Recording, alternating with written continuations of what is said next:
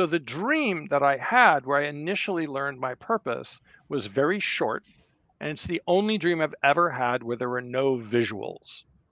So I'm asleep and it's pitch black, and I hear a booming voice say, "Your purpose is to help others find their path." And then I woke up.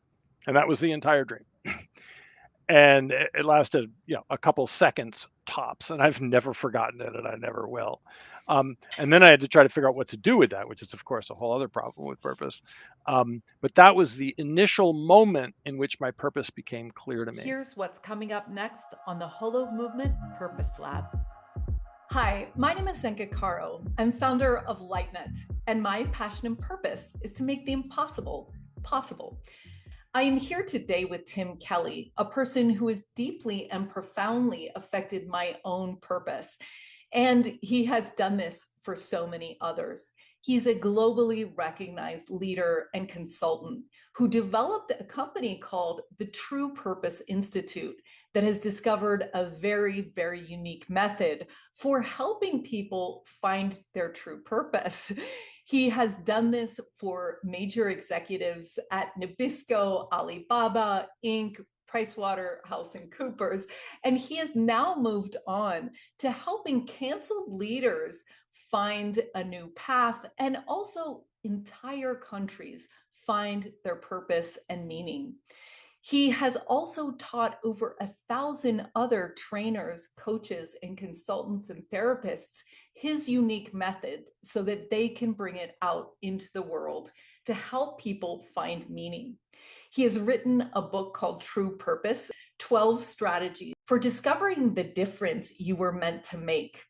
I love hearing Tim laugh, and I love his leadership in this field. It is such an honor to welcome him today. And I so didn't know what to do with it that I had to find that purpose again a couple of years later, another way, which is actually not uncommon. That when people learn their purpose, they so don't know what to do about it that they sort of put the genie back in the bottle and then it pops back up again later. The biggest problem I had once I really was clear on what my purpose was and what it meant, which happened later, um, really was fear, fear and resistance, and that is very common. If the purpose is very accurate, it will usually also be very intimidating. If you're really nervous about your purpose, frightened of it, don't want to tell anybody about it, it's almost certainly correct. um, and I just had like near panic at trying to figure out what to do about it because at the time I was a software developer. I was programming computers. And I was doing some coaching a little bit.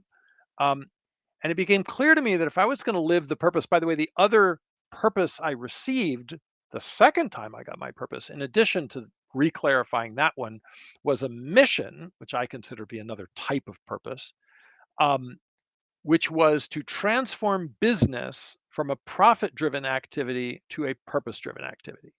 And that seemed wildly intimidating to me and ridiculous.